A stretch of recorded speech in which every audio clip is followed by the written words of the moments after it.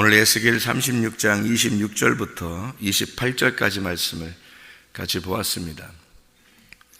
에스겔 36장 26절부터 28절까지 말씀은 주님께서 이제 우리에게 하나님이 우리에게 새 영을 주시고 또 하나님의 영을 우리에게 주시겠다 하는 우리 새 영과 하나님의 영이라는 내 영이라고 하는 게 이제 두 개가 같이 이어져서 나오는 그런 말씀이에요.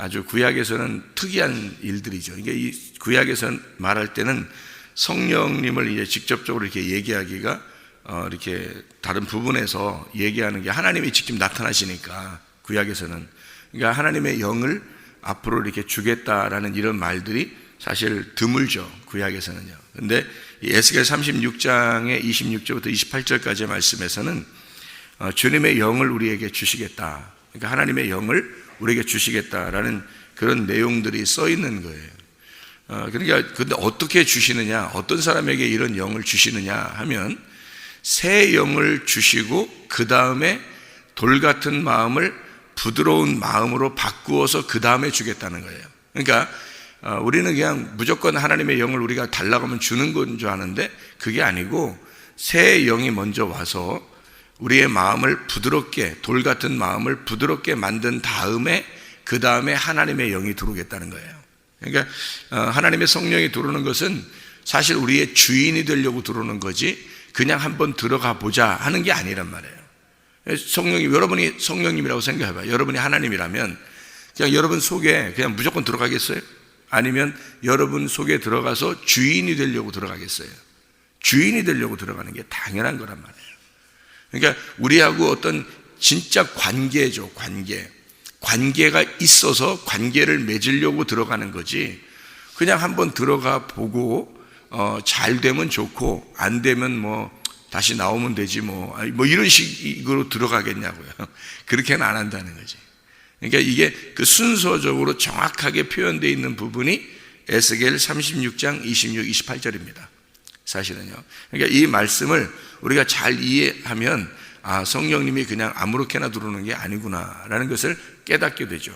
새 영이 먼저 오고 그 다음에 부드러운 마음, 돌 같은 마음을 부드러운 마음으로 바꾸어서 그 다음에 하나님의 영이 들어와 우리와 계속적으로 머물고 살아간다, 같이 살아간다 이런 의미예요. 그러니까 관계를 맺는 거죠. 생각해 보세요. 이 하나님이 우리 하나님이다. 그렇게 하니까 우리 하나님이죠. 우리 하나님인데 만약에 내 속에 들어오면 어떻게 돼요? 그러면 나의 하나님이 되겠죠. 그러면 나의 하나님이면 내가 내 속에, 하나님이 내 속에 들어왔는데 내가 나의 하나님 막 이러겠어요? 그런 관계가 되겠냐고요. 진짜 내 안에 들어왔다면. 그러면 나의 하나님, 저쪽에 계신 나의 하나님, 나는 당신을 존경합니다. 당신 이렇게 두렵습니다. 이러겠냐고요. 내 안에 들어왔다 그러면. 그분이 진짜로 나하고 관계를 맺으려고 들어왔다면, 실제로 그분을 내가 영접하고 그분이 만약에 내 안에 들어왔다면 무슨 관계가 되겠어요? 둘이 아버지하고 아들 관계가 되는 거예요. 그러니까 하나님이 멀리 계신 하나님이 있는 사람이 있고 가까이 내 안에서 나의 아버지가 되신 하나님이 있을 거란 말이에요. 그렇죠? 그러니까 우리는 어떤 하나님을 믿고 있는가? 아버지 하나님을 믿고 있는가?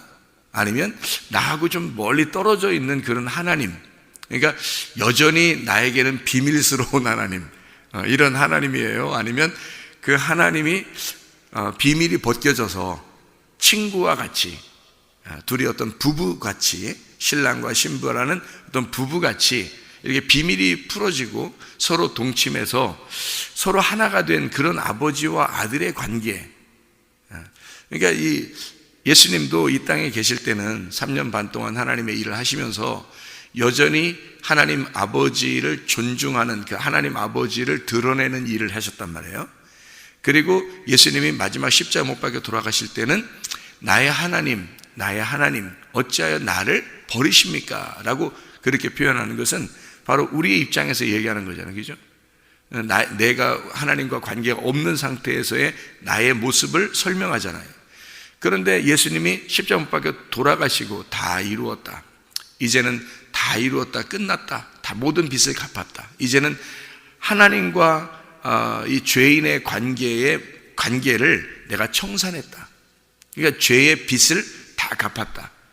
하나님과 죄인의 관계가 끝났다. 그 다음에 이제 어떤 관계가 되겠어요? 하나님과 아들의 관계가 되는 거죠. 그러니까 아버지와 아들의 관계가 다시 회복되면서 부활하시는 우리 주님은 아버지와 아들의 관계, 아버지 것이 아들의 것이 되고 아들의 것이 아버지 것이 돼서 아버지와 아들, 그러니까 돌아온 탕자가 아버지에게 돌아오니까 아버지가 뭐라고 그래요? 이제는 내 모든 것이 너의 것이다. 그래서 이제 유산, 상속자가 되는 거죠.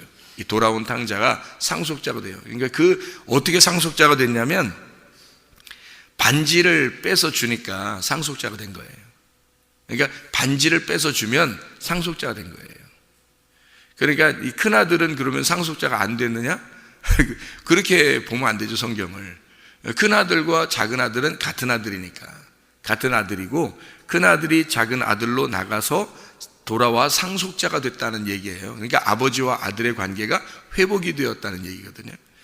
그러면 이제 우리가 구원받는 것은, 예수를 믿는다고 하는 것은 어떤 관계로 돌아가려고 하는 것이냐면 아버지와 아들의 관계가 되려고 돌아가는 거예요. 우리가 주님을 믿는 겁니다. 주님을 믿는 것은 멀리 있는 하나님을 믿으려고, 우리가 하나님을 믿으려고 온 게 아니라 사실은 아버지와 아들의 관계가 회복되려고. 원래 아버지와 아들의 관계였는데, 그런데 그것이 분리가 됐죠.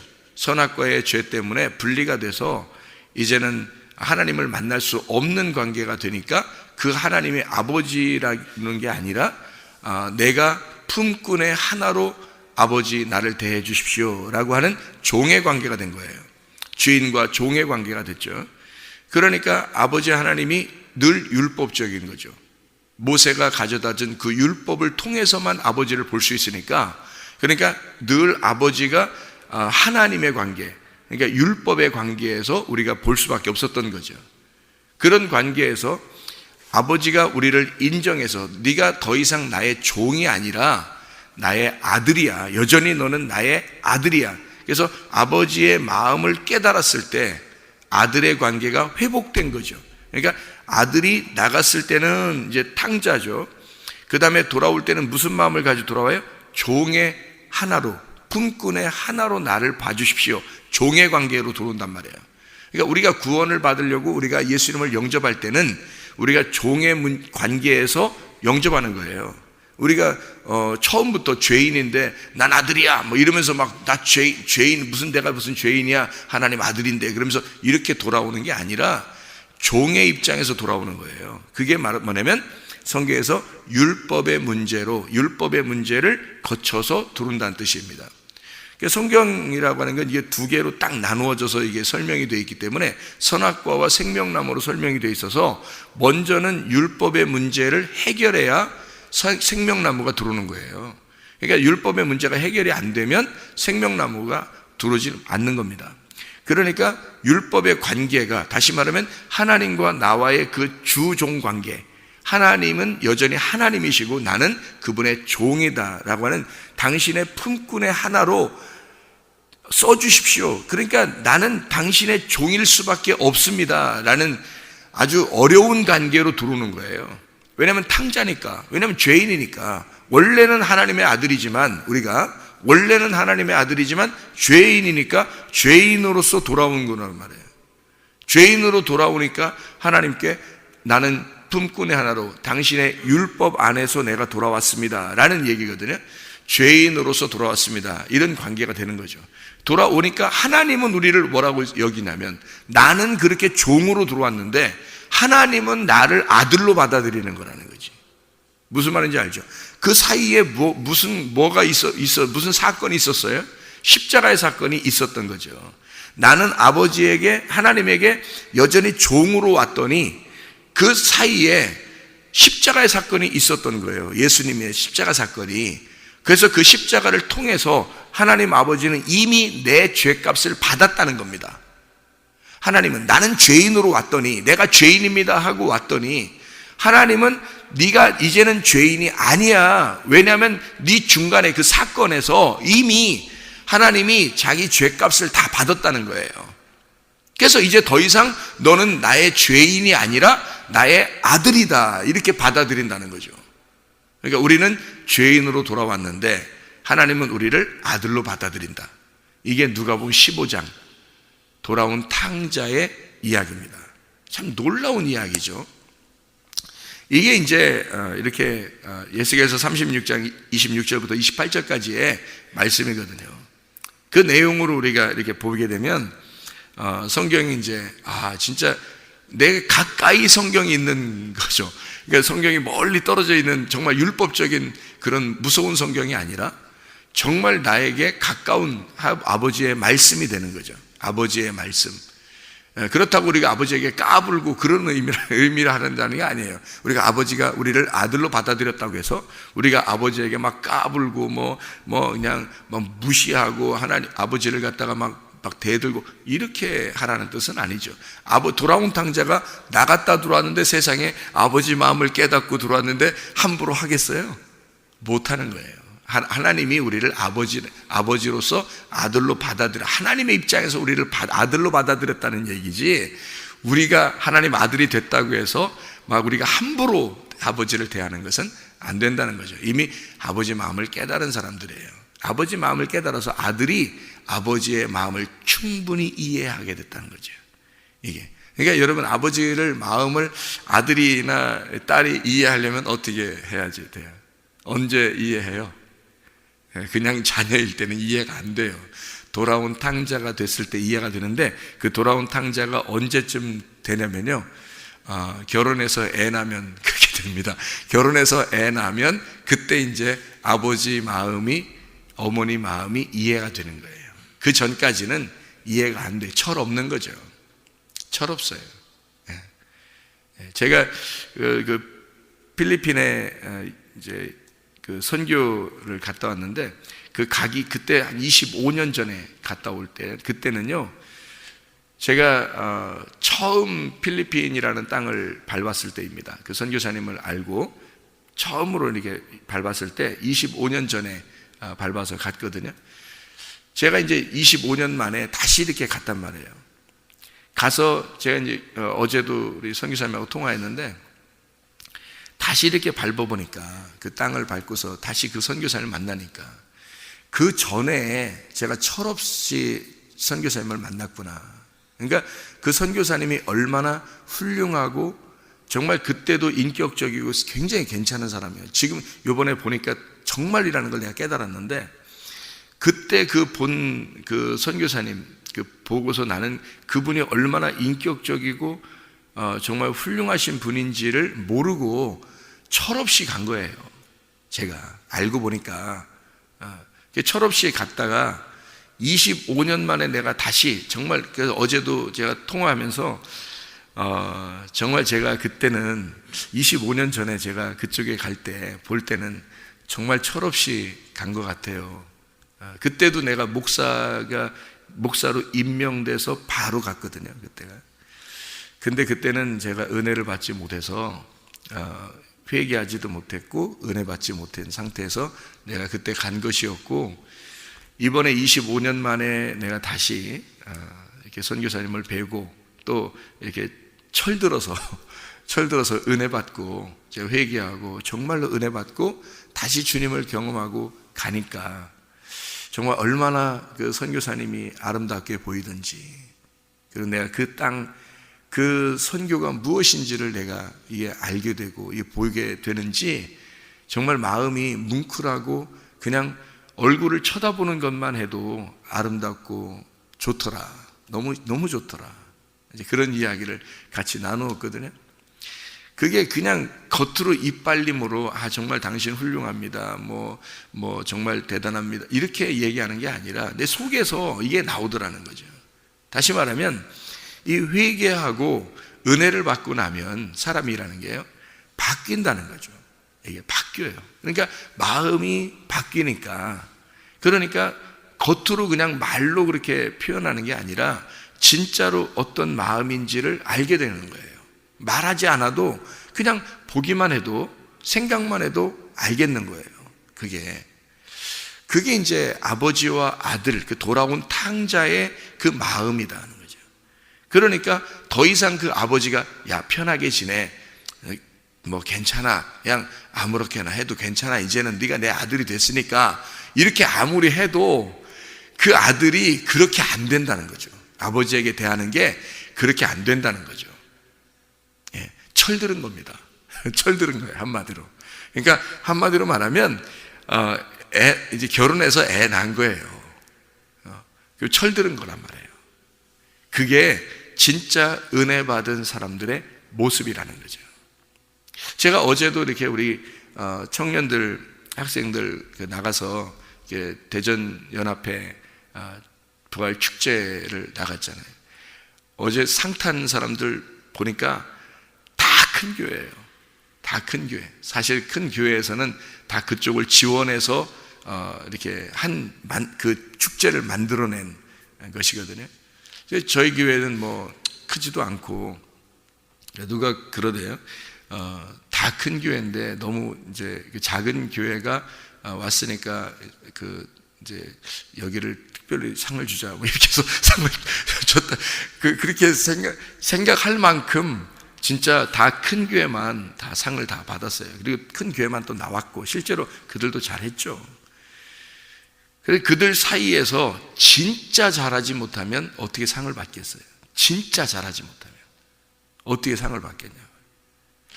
그래서 제가 아무리 생각해 봐도요, 우리는 뭐 연습을 많이 하고 간 것도 아니고 평상시에 그냥 우리 교회에서 찬양하던 그런 모습이거든요. 그냥 우리가 교회에서 그냥 찬양하던 그런 모습이고, 뭐 사람이 많든 적든 간에 우리가 뭐 그렇게 큰 교회도 아니고 그렇게 작은 교회도 아니지만 앞에서 그냥 평상시에 사람이 많든 적든 간에 앞에서 찬양하는 그 청년 학생들, 그냥 그 모습으로 그대로 가서 마치 어제 그냥 우리 그 축제하는 것 같아요. 우리 교회의 어떤 축제 같아요, 그냥. 왜냐하면 찬양을 할 때 앞에 이렇게 예배 드리듯이 앞에 있는 사람들을 이렇게 우리 성도들에게 그냥 우리 찬양단이 여전히 그냥 교회에서 찬양하듯이 그냥 같이 찬양합시다 하면서 그냥 찬양을 한 것 같아요. 그렇게 똑같이. 그런데 뭐가 그렇게 그들에게 그 마음을 움직였는지, 뭐가 그렇게 이렇게 은혜스러웠는지, 제가 아무리 생각해 봐도 하나님의 은혜가 아닌가 그런 생각이 들어요. 제가 와서 기도하고 정말 감사해서 정말 감사합니다. 근데 그것 때문에 우리가 흥분할 이유도 없고, 평상시에 우리가 하던, 그리고 여전히 오늘도 새벽에 또 어제 그런 축제가 있을 때 그렇게 좋아했던 그런 마음들은 또 어디 갔는지, 그냥 새벽에 또 와서 여전히 우리는 또 새벽에 예배를 드리는. 생각해 보세요. 대전 전 지역에서 그 유수한 그 교회들이 다 참가한 데서 UCC도 1등 했죠. 그리고 찬양 대회도 전체 1등 했죠. 우리 교회가 생각해 보면 누가 그래도 거기 주최한 사람들 인사하면서 그렇게 얘기했다고 그래요. 싹쓸이하고 간다고. 어떻게 이렇게 UCC도 1등하고 그리고 찬양도 전체 1등하고 그렇게 다 상금도 타고 해서 왔는지, 제가 아무리 돌아봐도 하나님의 은혜가 아닌가. 진짜 제가 그렇게 생각했어요.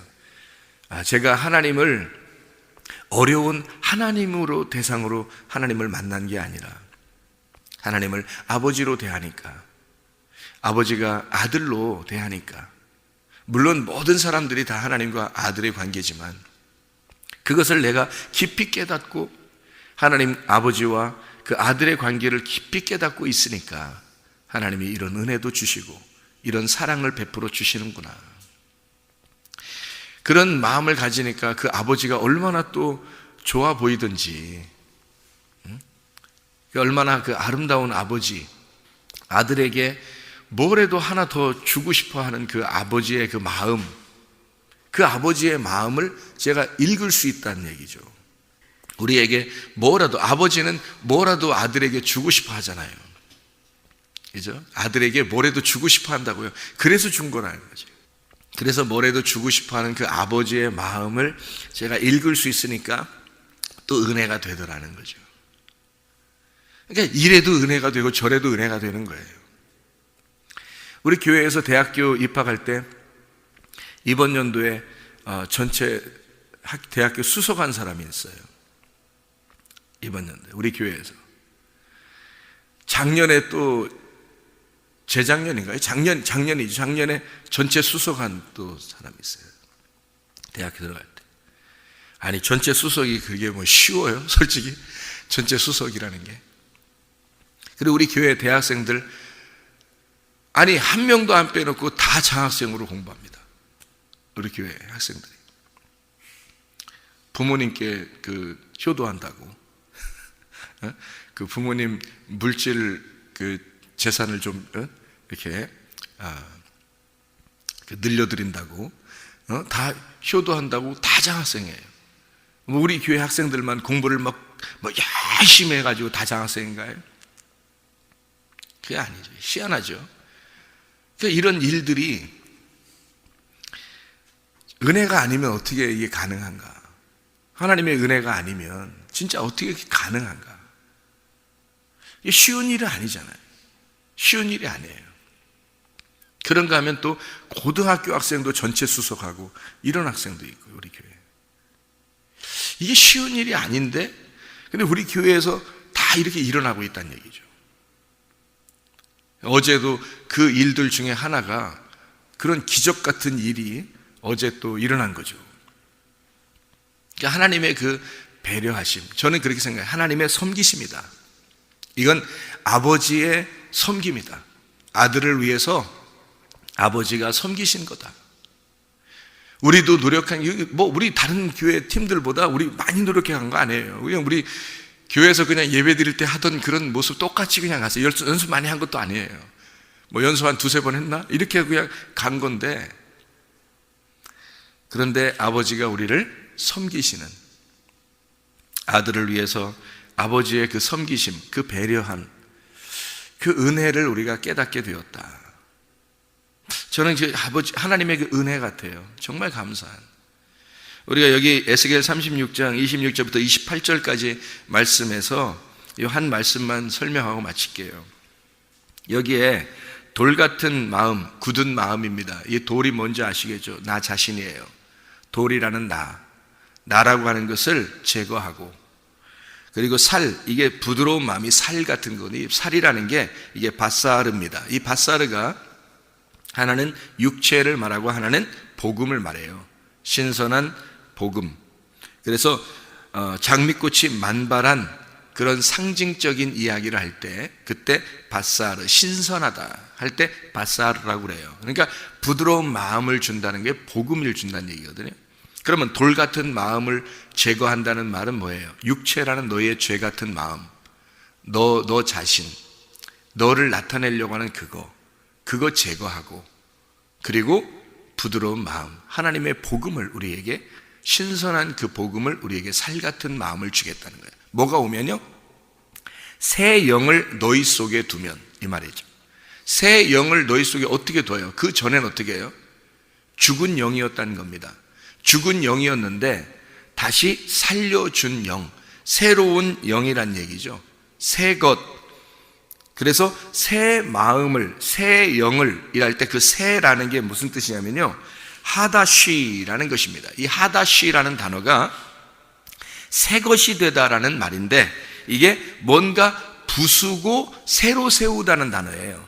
뭔가 부수고 새로 세우다. 다시 말하면 새롭게 한다, 중수한다, 새로 건축한다, 리모델링 한다는 말입니다. 그러니까 새 영, 새 마음을 준다는 말은 죽은 영을 새롭게 살려서 새롭게 만들어준다는 얘기거든요. 내 거를 부수고, 돌 같은 마음을 부수고 새 마음을 주신다는 거죠. 이렇게. 그러면 그 새 마음을 준 그 밭에다가 하나님이 우리를 농사한, 하나님이 딱딱한 이 밭을 농사해서 하나님이 내 마음을 농사지어서 부드럽게 만들어가지고 하나님의 영을 심겠다. 그 씨를 심겠다는 겁니다. 그 새 영, 하나님의 영을, 내 영이라고 하는 하나님의 영을 너희 마음 안에 심겠다는 겁니다. 그러니까 예수 그리스도가 나의 죽었던 영을 예수가 죽으시면서 내 영이 살아났어요. 하나님께서 우리가 선악과 죄를 지었을 때 하나님이 너 죽는다 그랬잖아요. 그 죽는다는 게 뭐가 죽었겠어요? 사람이 몸이 죽은 건 아닌데 영이 죽은 거예요. 하나님하고 영이 못 만나게 되는 분리가 되었다는 얘기거든요. 그 영이 죽었던 그 영을 예수가 죽으시면서 영을 살린 겁니다. 그게 새 영이에요. 죽은 영이 새롭게 됐다는 얘기입니다. 새 영이 되면 그 다음에 마음을 농사해요. 우리 마음을 농사진다고요. 뭘로? 말씀으로 농사를 져요. 여러분의 마음을 농사를 져서 자꾸 새 마음을 만든단 말이에요. 새 마음을 만들고 그 다음에 하나님의 영이 들어가 버린다고요. 그 안에. 그래서 씨를 심는다고요. 하나님의 영이 여러분 안에 씨를 심어서 이제 열매를 맺게 되는 거죠. 그 좋은 맛을 만들어가지고 그 열매를 맺는 거예요. 그러니까 그냥 막 들어오는 게 아니고 씨가 농사해서 부드러운 마음을 만든 다음에 하나님의 영을 심는 거거든요. 여러분 안에. 그러니까 하나님이 이런 순서대로 이렇게 구약 성경에 설명을 해놓은 거예요. 놀랍게. 이것은 예수 그리스도의 죽으심으로 우리의 부활을 설명하려고 하는 하나님의 놀라운 말씀입니다. 우리가 어떤 이 세상에서 우리 자신을 나타내려고 하는 우리의 어떤 먼 하나님이 아니라 하나님이 우리 아버지가 되시려고 아버지와 아들의 관계, 그렇게 하나가 되시려고 하나님의 영이 들어오시는 거거든요. 그 하나님이 나하고 비밀이 없는 친구가 되려고, 신랑과 신부가 되려고, 그런 부부 생활을 같이 하자고 그 씨가 들어오는 거거든요. 그 아버지가 실제로 우리 마음 안에 자기의 영을 심는 거거든요. 그 어떻게 할 때 우리의 마음에 그 영을 심겠냐? 부드러운 마음이 되었을 때, 하나님이 우리를 다 돌 같은 마음을 제거했을 때, 그래서 하나님의 그 복음을 깨달았을 때, 그 은혜를 이해했을 때, 아버지의 마음을 깨달았을 때, 그때 아버지와 아들의 관계가 된다는 것이죠. 이제 오늘 새벽 예배를 마치면서 기도하면서 하나님, 아버지와 아들의 관계가 무엇인지 깨달았습니다. 하나님의 마음이 어디에 있는지, 아버지와 아들의 관계로 우리가 살려고 하는 아버지께서 우리와 아들의 관계로, 아버지와 아들의 관계로 살려고 하시는 그 마음을 우리가 깨달았습니다. 하나님, 우리가 아버지와 아들의 관계로 살아가는 우리 모두가 되시기를 바랍니다. 기도하겠습니다.